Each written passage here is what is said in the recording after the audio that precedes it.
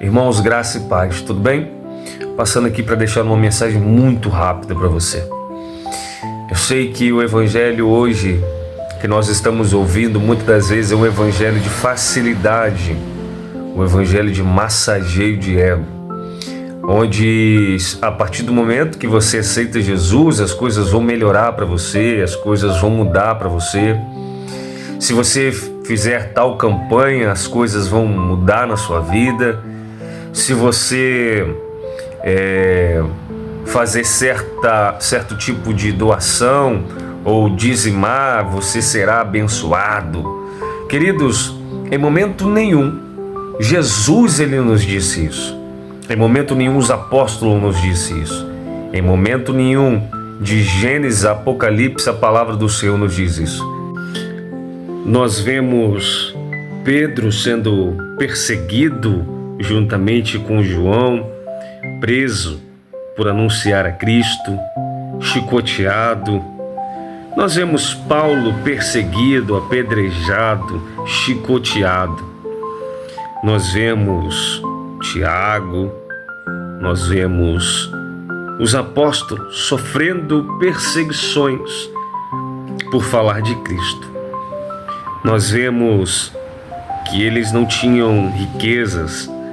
Tanto é que Pedro e João, ele vai dizer aquele homem que estava à porta do templo: eu não tenho prata e não tenho ouro, mas o que eu tenho eu te dou, em nome de Jesus, o Nazareno, levanta e anda. Eles não tinham riquezas, eles não tinham luxúria, eles não tinham onde reclinar a cabeça, vamos assim se dizer, mas eles eram cheios da presença de Deus. Eles eram cheios do Espírito Santo e eles podiam dizer em nome de Jesus: levanta e anda. E a palavra do Senhor diz que as pessoas, vendo que Pedro era cheio do Espírito, eles colocavam os doentes nas ruas para que quando a sombra de Pedro passasse, então também alguns fossem curados. A Bíblia diz que os lenços de Paulo também, aonde era tocado, expelia os demônios, expelia as doenças, nas enfermidades. Não é por causa do lenço, não é por causa da sombra de Pedro, mas é por causa do Espírito Santo na vida desses homens que se consagravam, que buscavam, que oravam, que jejuavam, que se separavam do mal. O que nós vemos na palavra de Deus, a verdade é que Cristo lhe fala: no mundo tereis aflição, mas tende bom ânimo, eu venci o mundo. Ele nos fala que nós iríamos passar também por momentos de dificuldades.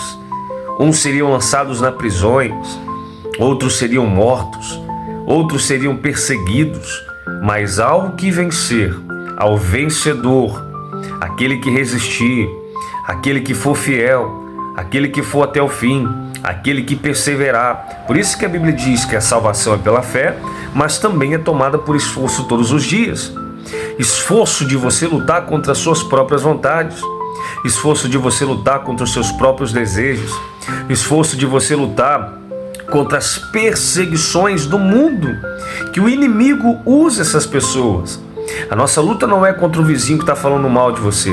A sua luta não é contra a sua esposa, contra o seu marido.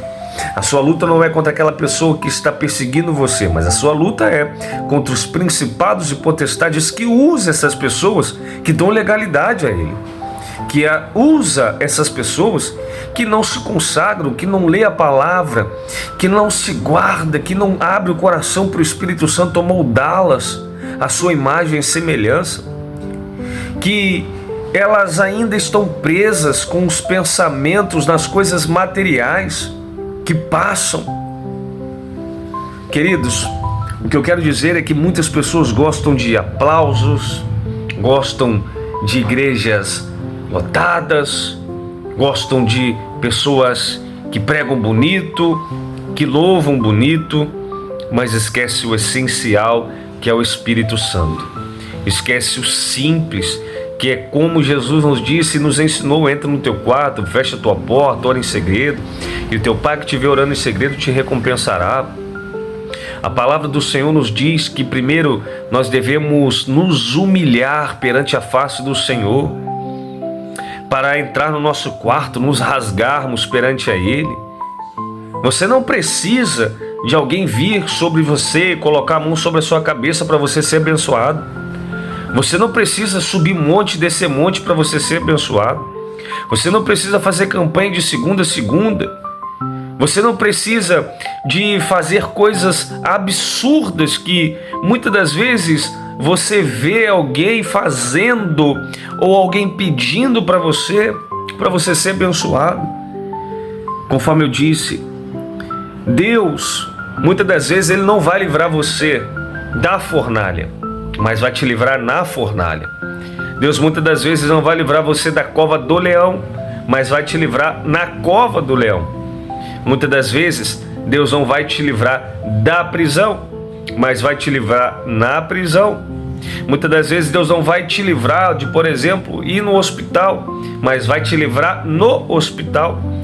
Muitas das vezes, querido, nós queremos ditar o ritmo que nós queremos que Deus faça para nós.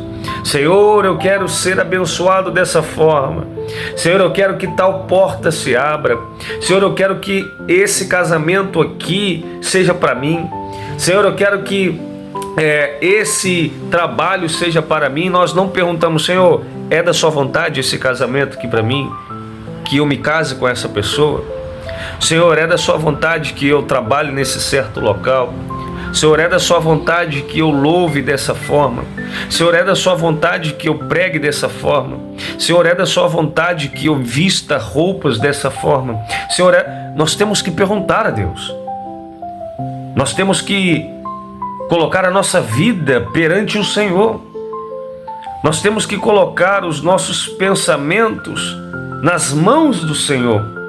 Porque a palavra diz que há caminhos ao homem que parece bom, mas o final é morte. Há pensamentos, há desejos, há atitudes, há escolhas que nós fazemos, que nós achamos que são boas, mas nós não oramos. E quando oramos um dia e deixamos de orar. Daniel orou durante 21 dias. E não somente orou, mas como jejuou. Houve uma separação sobre a vida de Daniel. Ele se separou daquilo que não era bom.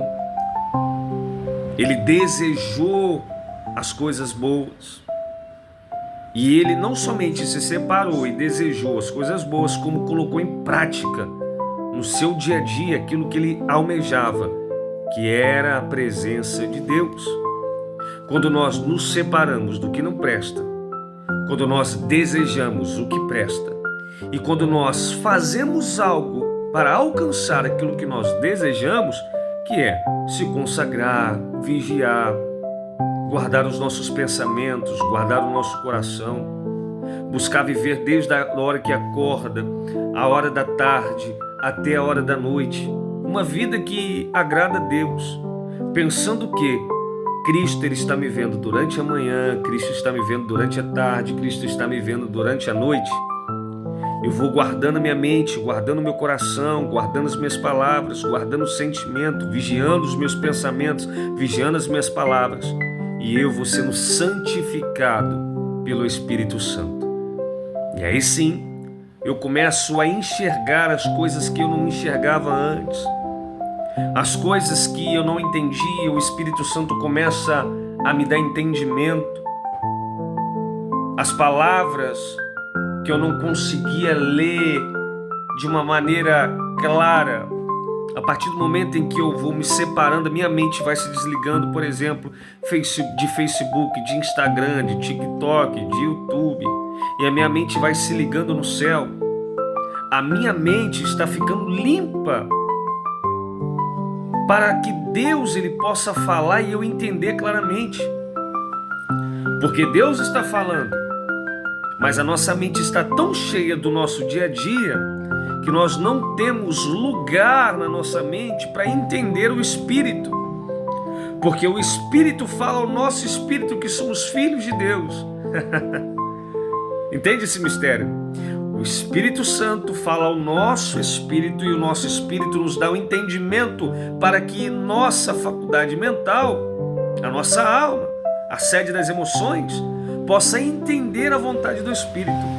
Mas se o Espírito Santo está falando e o nosso espírito está tão fraco, porque nós não enxergamos a vontade de Deus para a nossa vida. Nós não lemos, nós não jejuamos, nós não oramos. O espírito está fraco, a carne vai ser forte e a carne domina a mente. Nós não conseguimos ouvir a Deus. Mas a partir do momento em que nós matamos a nossa carne e damos vida ao nosso espírito através da palavra, através da leitura, através do jejum, através da oração, o nosso espírito está forte, nós ouvimos o Espírito Santo e nosso espírito consegue discernir para nossa mente, para nossa alma, para a saída das emoções, a vontade de Deus. E aí sim, nós conseguimos de fato entender qual é a boa, perfeita e agradável vontade de Deus para as nossas vidas. Deus está falando, nós não estamos ouvindo, mas a partir do momento que nós esvaziarmos a nossa mente do mundo, nós vamos ouvir a Deus. Não busque profetas, busque a Deus. Não busque revelações, leia a palavra. Não busque profecias ou revelações em cima de monte.